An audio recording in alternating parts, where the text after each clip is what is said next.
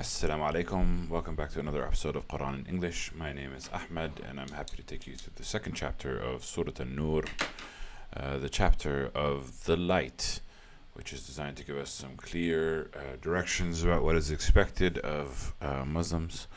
Before we get into it, I must explain what I'm doing. I'm here trying to discover what the Quran has to say. I'm looking at it with a fresh set of eyes. Even though I was raised Muslim, I really consider this my proper first look at Islam and the Quran and what it has to say. So this is an education journey where I'm trying to learn, and I've already learned a bunch of things from today's section. But I'm trying to share my thoughts with you because I feel like the best way for me to learn is to explain it. I'm not a scholar. I'm not speaking as a point of authority. I'm trying to learn. So if you have a different perspective, please feel free to let me know in the comments. All right. أعوذ بالله من الشيطان الرجيم بسم الله الرحمن الرحيم, and off we go. يا أيها الذين آمنوا لا تتبعوا خطوات الشيطان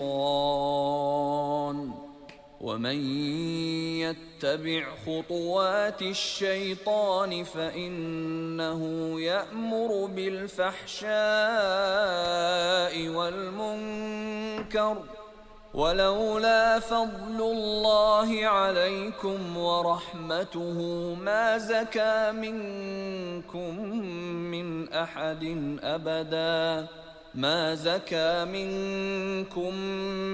أحد أبدا ولكن الله يزكي من يشاء والله سميع عليم. Okay, so this chapter has been about the rules and how do we follow and what do we kind of need to do. Primarily we were talking about adultery or sex outside of marriage, and we are going to touch upon that topic in these couple of verses, which kind of indicates that it is saying that any sex not within the confines of marriage is wrong. But first, let's look at the verse that's ahead of us. It says, O ye of you who believe, Ya ayyuha alladhina amanu.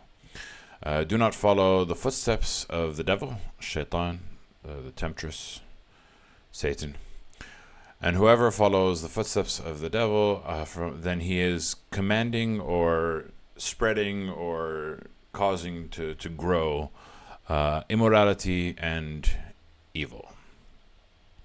And if it had not been for the grace of God upon you and his mercy, none of you would have been pure from anyone ever, but God purifies whom he wills. And God is all hearing and all knowing. A lot is being said here, but primarily it's saying don't follow the footsteps of the devil. What does following the footsteps of the devil mean? It can mean a variety of things. Calling to sin, living a life of sin, struggling to do what's right, struggling to stay away from what's wrong. And this is something that I struggle with on a regular basis, and that's why I'm reading the Quran. I'm trying to figure out what the answer is so that I can try and avoid it. But even when I know what the answer is, it takes me a while to kind of have the lesson within me. And then it says that if it had not been God's grace and mercy upon you, none of you would have been purified. None among you would have been purified. But God purifies whom he wills. And there's always this choice. The concept of free will and choice is a recurring theme in the Quran and in my understanding of what is being said in these verses. Now, as I was taught Islam from my parents and from my society, choice matters, free will matters. You choose whether you believe, you choose whether you disbelieve. And I don't know that I believe that to be true.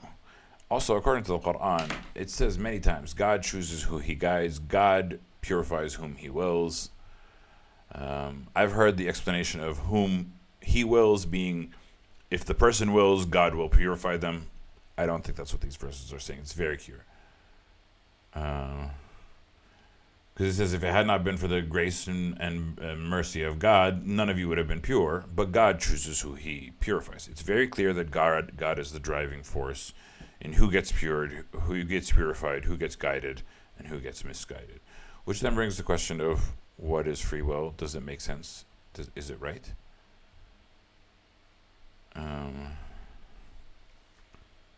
Yeah, and I struggle with this idea for quite a lot, because I do sometimes. I mean, if you've seen in the past couple of episodes, I said that I don't really have a choice of whether I believe or not, and I didn't really have a choice before. Before I didn't. Now I do. Simple. It's not like I made a logical choice. I just do, or I don't. Which is a concept that I'm struggling with overall. But yeah. Anyway. ولا يأتل أولو الفضل منكم والسعة أن يؤتوا أولي القربى والمساكين والمهاجرين في سبيل الله وليعفوا وليصفحوا ألا تحبون أن يغفر الله لكم والله غفور رحيم. And do not let it swear those who have virtue from you and with the amplitudes of means. Don't let them swear don't let them swear off giving the next of kin or the needy or the immigrants in the way of God. So here it's kind of denying. Don't let the people of virtue and affluence swear to suspend donations. It doesn't say suspend, but it just says swear to give. And it doesn't mean, it does mean the opposite of what it's saying. It does mean لا يأتي لا أن يؤتوا. Do not swear that they give.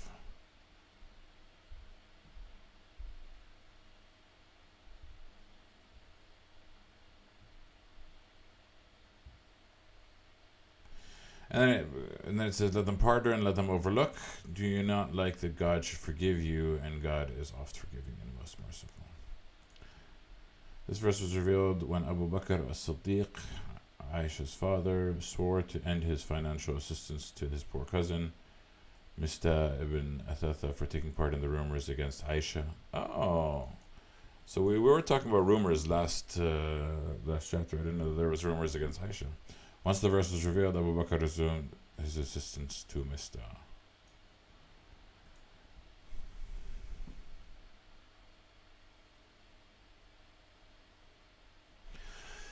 So what is being said in this context? Even if they sin, you should still support your family.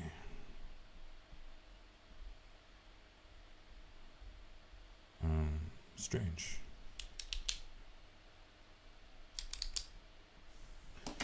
Yeah.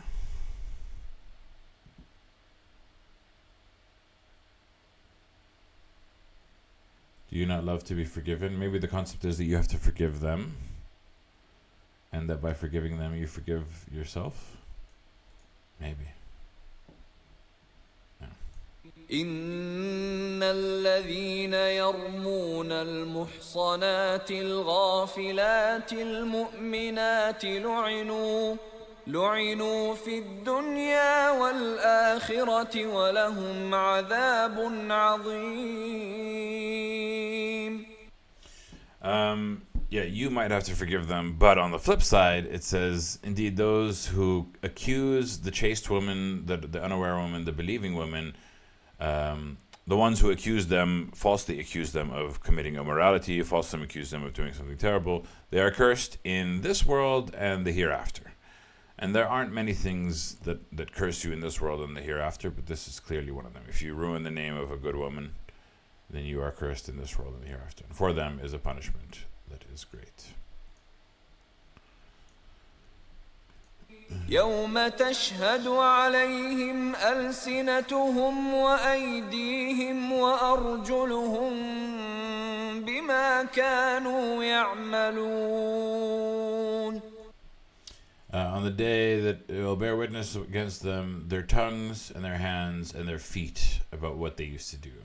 Now, tongues and hands makes a lot of sense. Feet is the one that's kind of confusing. But in the next couple of verses, it does talk about stomping. And I'm not sure what the context of the stomping is, but I guess we'll talk about it when it comes up. But essentially saying all of their organs will testify against them. Ugh, such a terrible visual. يومئذ يوفيهم الله دينهم الحق ويعلمون أن الله هو الحق المبين. On that day, God will pay them in full their recompense, their penalty, what they're awarded, that is due justly. This is the word justice. Haqq is not only truth, but it's also just. And they know that God is the one who is the truth, who is just, and who is ultimate truth. الخبيثات للخبيثين والخبيثون للخبيثات والطيبات للطيبين والطيبون للطيبات أولئك مبرؤون مما يقولون لهم مغفرة ورزق كريم. Such a terrible word. Al-khabithatu lil-khabithin. Filthy women for filthy men. Wal-khabithuna lil-khabithat, and filthy men for filthy women. And then the flip side, it says, and good women for good men, and good men for good women. And those are the innocents. The good men and women are the innocents from what they say. And for them is forgiveness and a provision that is noble. This passage declares the innocence of Aisha, the Prophet's wife. Yeah, it's just, it's like hearkening to a time when, I mean, Middle Eastern societies represent this type of lifestyle a bit more than Western societies, because Western societies aren't so much interconnected units, whereas Middle Eastern and Eastern societies are very structured and very family-oriented units. So the reputation of somebody is very important, and specifically in the Middle East, honor is such a huge statement. So just imagining that this was happening at the time of the Prophet is kind of amazing and intense. And specifically to the Prophet's wife, like that's, what a slanderous accusation. But like anyone who has ever been accused of something that they haven't done, like you just feel like you're suffocating, you feel like everyone's talking against you, you feel exhausted. So, as dirty as a word as filthy is, wicked doesn't even capture it. Khabith is filthy, like disgusting, not just wicked. Yeah, heavy stuff.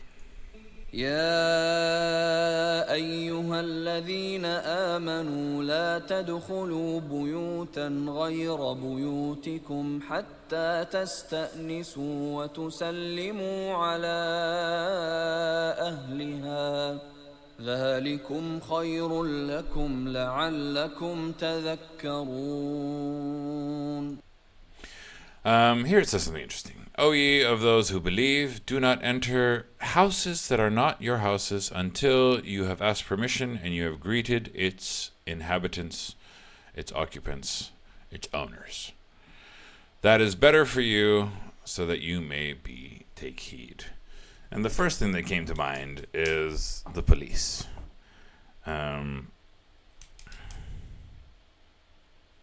I know that even in Middle Eastern countries, police do not adhere to this rule, which is very interesting, because they claim to be Muslim-led countries. I don't know if there are exceptions to it, but as far as I can see from this verse, don't enter until you've asked for permission and until you have greeted its inhabitants. A person's home should be preserved by the sanctity of the Quran, preserved by the command of God, and therefore I do not think that they should be violating it. Obviously, this also applies to criminals, but it also applies to just everyday people. If somebody owns a house, do not enter it unless you have permission from that person. Don't. There is something sacred about a home. There is like a kind of barrier that exists in everybody's home. And I think that by transgressing across that barrier, you do something terrible for yourself. I think that would make sense. So if you transgress somebody else's home barrier, then somehow I feel like your own home barrier would kind of get weakened. But I'm just using my imagination to think of why it's better for you. There has to be a consequence of crossing into someone's house without their permission.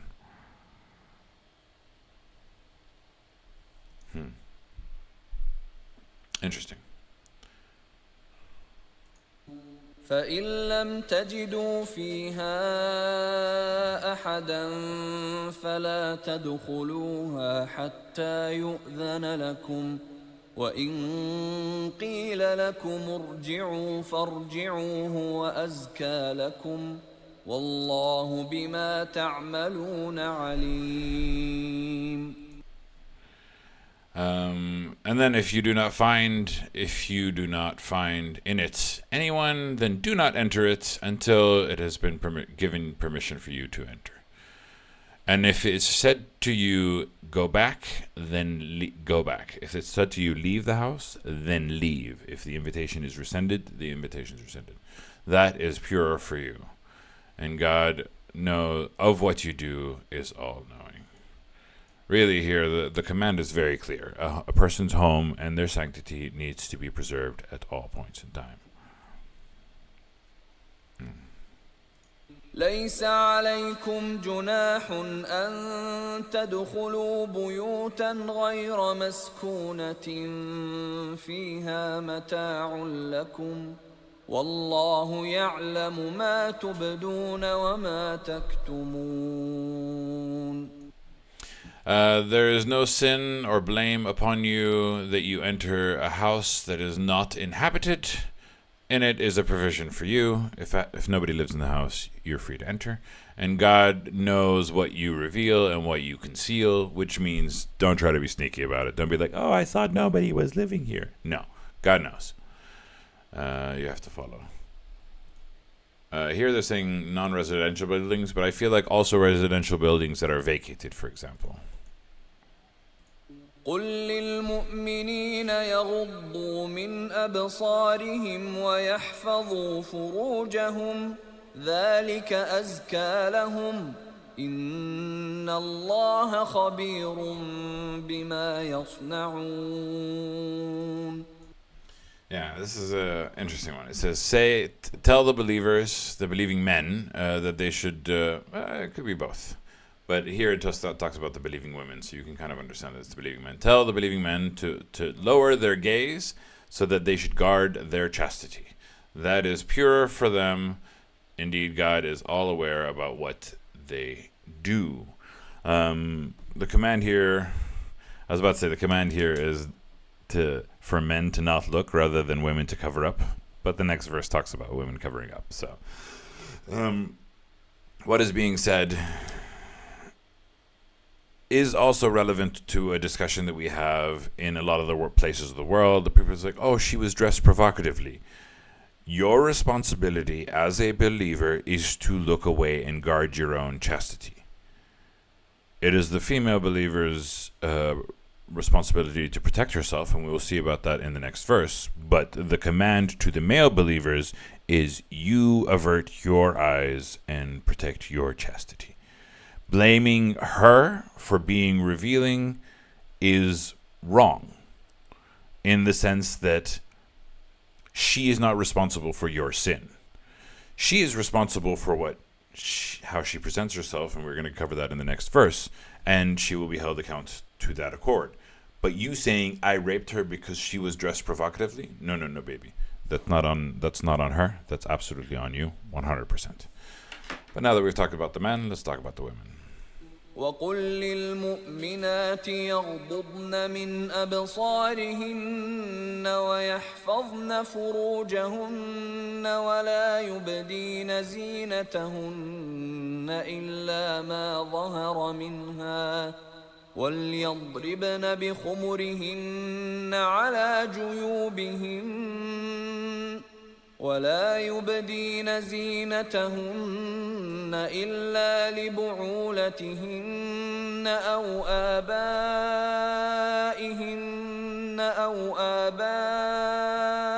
بعولتهن أو أبنائهن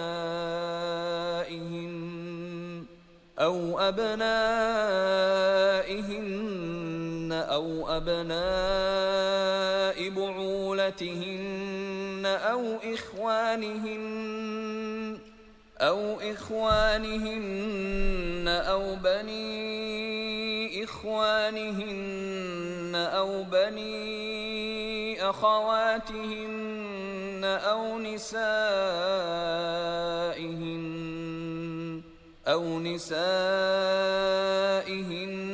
أو ما ملكت أيمانهن أو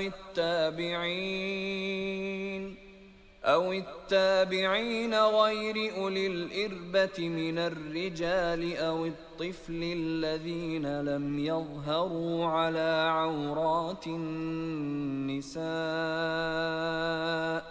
ولا يضربن بأرجلهن ليعلم ما يخفين من زينتهن وتوبوا إلى الله جميعا أيها المؤمنون لعلكم تفلحون. Okay, a lot is being said in this verse. We'll take it bit by bit.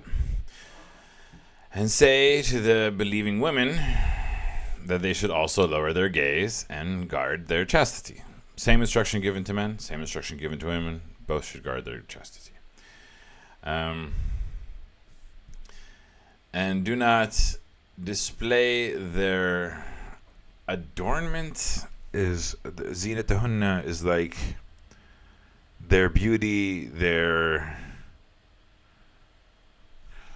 It's a bit of an open term, because adornment is like what they're wearing, but their beauty, except what is apparent from it, except what is obvious from the beauty.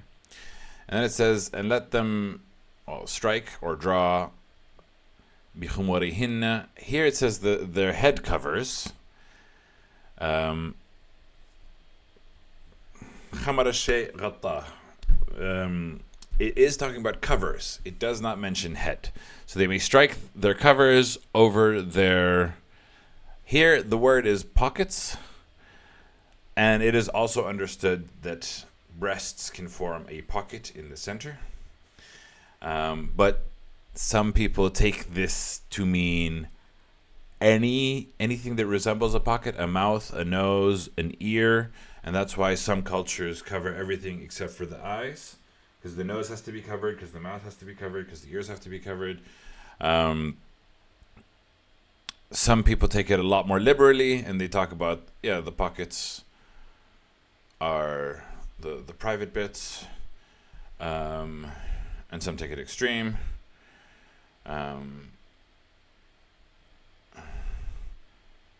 Here, let them draw their veils over their chests. It doesn't say head covers, whereas here it says their head covers. And you can kind of see the translation bias that's happening. Khamar al-shay ghattahu, which means to cover something. It doesn't say the head. So they draw their covers over their pockets.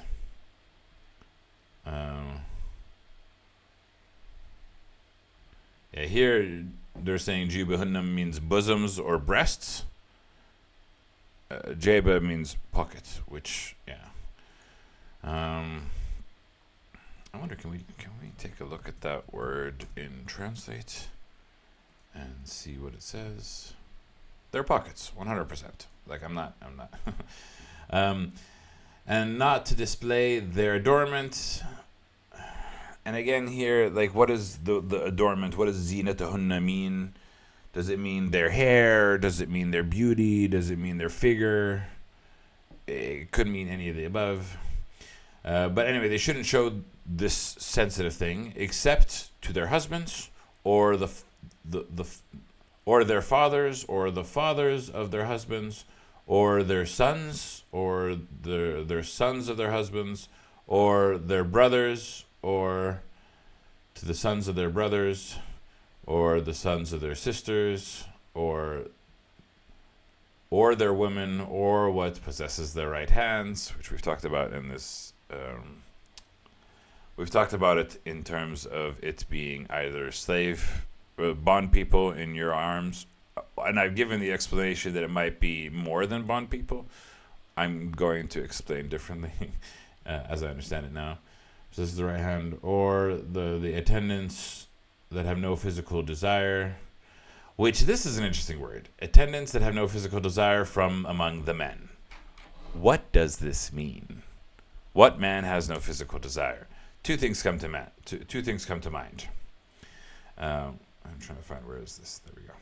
Two things come to mind. One is the asexual of our society. There are some men without any sexual desire. And two is the homosexual of the men. Look, nobody's watching this channel, so I might as well kind of express it. I come from the second camp. I am attracted to males. I'm not attracted to females. And I have been in many situations with many different women, and nothing. It does absolutely nothing for me. I even if I wanted to, like, I don't even know how I would think about wanting to. I don't even think about how I would, technically I'm a virgin because I've never had sex with a woman, right? And I would never want to. In my 20s, I was like, I'm really open to it. I'm really open to it. Let me try. And then by the time I turn 30, I'm like, okay, clearly, I don't even want to try a little bit. I'm not. There's zero interest in me. And I was super open. I was open to everything in the world. I was a yes man to whatever comes my way. And I've been in many situations, and I've never had the desire, nor do I think that I will have the desire. So this technically does apply to me, having no physical desire for women specifically. But it could mean asexual. But then comes the question of, how do you test this out? How do you know for sure? I remember there was like an old story of like somebody who used to let, among the time of the prophets, who used to let the women be relaxed in front of certain types of men. I would imagine that I fall within that category. But how do you test that? How do you know for sure? I mean, I know myself, but I couldn't tell you any other man. Even there are bisexuals. There are people that are like not completely 100% one way. Some people that are like a little bit open. Being in the world that I've been in for the longest time ever, I can tell you, it's impossible to know. It's really impossible to know. So how do you do this? I don't know how you'd validate this. But then there's a second concern that comes with regards to this person. Or the children of those who are not aware about the private aspects of women. Oh, the children who have not yet seen لم يظهروا على عورات النساء. Yeah, so are not aware of the private parts of women. They don't know that these things exist. They haven't reached puberty. They don't have the sexual idea, sexual concept. And then it continues, says, and let not stamp their feet, so that they may know what is concealed from their adornment. And again, here the word adornment is used, what is covering their chastity and privacy, not what is pretty. It's so like confusing. And and turn to God and altogether, O ye believers, so that you may succeed. Now, there is an apparent sexism in the difference between what is asked of women and what is asked of men. With women, there are very strict clothing requirements. With men, there are not. Both men and women are asked to avert their gaze. That's fair. But women are asked to protect themselves in less specific situations. Now, there are a couple of reasons for this. One, if we're looking at the cases of sexual abuse, most often it is done from a male to a female. I want to actually kind of Google this. Percentage of rape, men versus women. I'm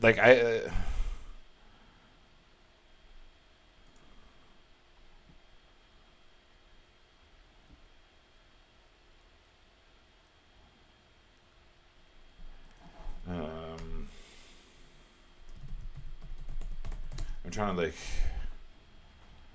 estimate 91% of victim of rape and assaults, rape and sexual assault are female, 9% are male. Nearly 99% of the perpetrators are male. Yeah, that's kind of exactly roughly the number that I'm doing. 99% of sexual assault is committed by men. And since the norm in our world is heterosexuality, therefore women require more protection than men. So while you think that this condition is designed to be sexist in a way that it's forcing women to do more, it's designed to protect them more than it is to protect men. I always thought about it from the reverse. Like, why don't men need the protection? Is because a man is able to defend oneself better against another male perpetrator. 99% of sexual assault people are males, and as long as you're trying not to get intoxicated, you're able to protect yourself in a certain way. So these rules are designed to protect women so that they can be safer. But the exact specificity of the rules, so let them draw their covers over their pockets, and it does not display their adornment except. Do not display their adornment except, but then in the end it says, so that they may conceal of their adornment. Okay.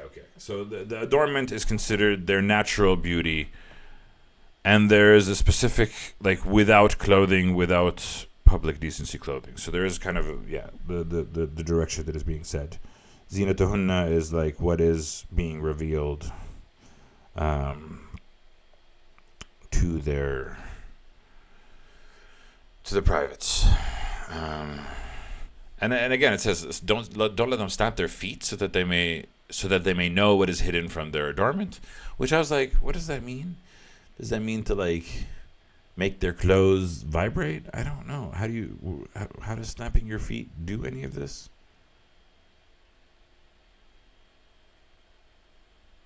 I don't know. A bit strange, a bit strange. But either way, a lot of this is designed to protect them, and it's saying that you can only reveal yourself to your husband, your husband's family, your husband's kids, your brother's kids, the brothers or the children of their brothers or the children of their sisters. So all of this is designed to protect women, and honestly, based off the percentage of rape, you can completely understand why many societies kind of go through this. And sometimes it feels a bit extreme, but a lot of what the Quran says sometimes feels extreme, but usually is quite reasonable. But of course, I follow the more liberal, surprise, explanation of this, not the full head cover. Some people even cover the eyes because the eyes are also part of their zina, their beauty. I don't think they have to do that. But the next verse is gonna lay to rest what I have been saying before with regards to sex in marriage. Is it breaking the vows of marriage to have sex with somebody else, or is it any sex that's not within the confines of marriage? Not this verse, but the next verse after that. وأنكحوا الأيام منكم والصالحين من عبادكم وإمائكم إن يكونوا فقراء يغنهم الله من فضله والله واسع عليم. And marry the single from among you, and the righteous from your slaves and female slaves, your bondwomen and female bondwomen, the righteous are your bondwomen, and the female bondwomen. If they are poor, God will enrich them from His bounty, for God is all-encompassing and all-knowing.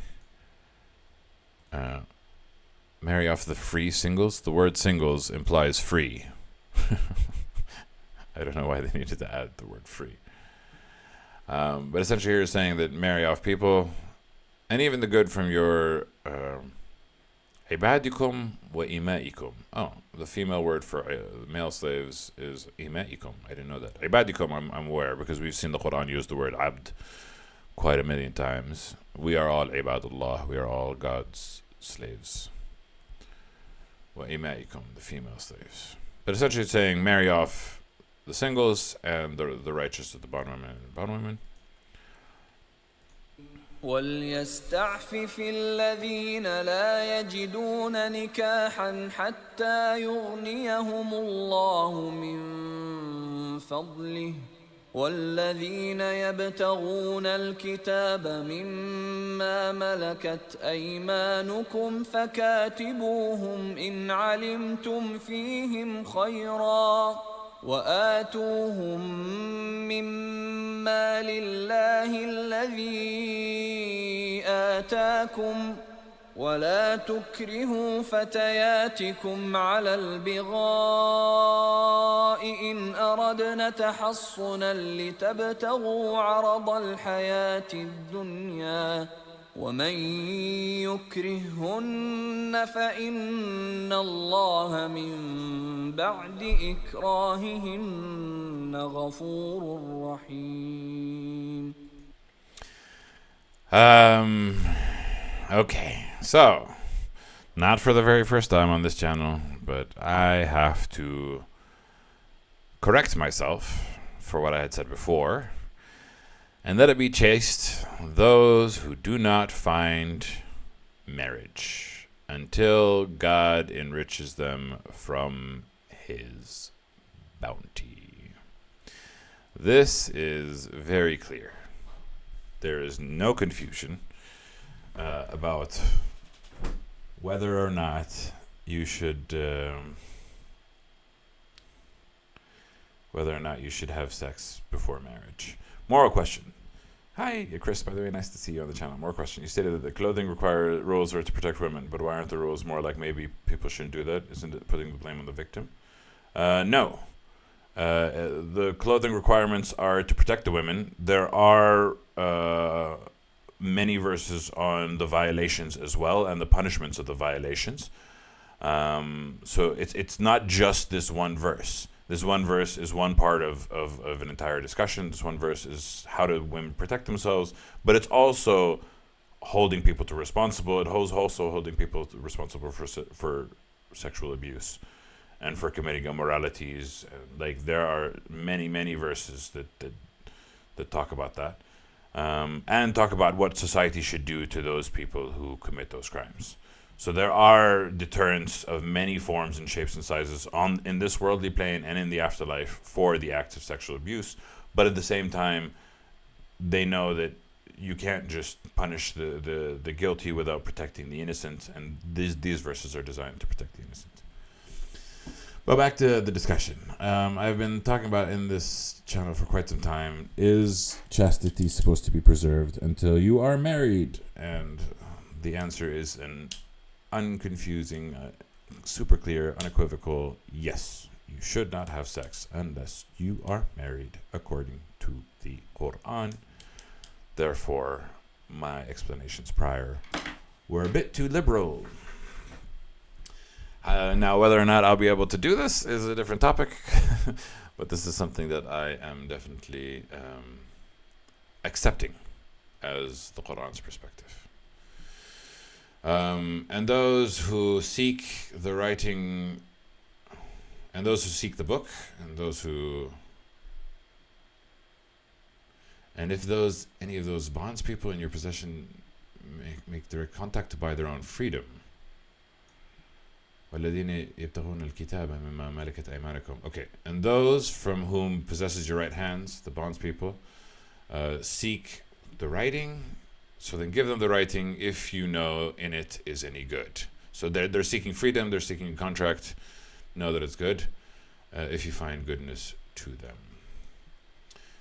If they are good bonds people. So here we are talking about the slaves of war, so to speak, which again is a very difficult concept to talk about, but it does talk about the liberation of slaves, so I don't know. Yeah, I'm gonna have to digest a lot of these verses because there's some heavy verses that we're reading for sure. And give them from the wealth of God that which He has given you. So when you give them freedom, you also give them a bit of wealth.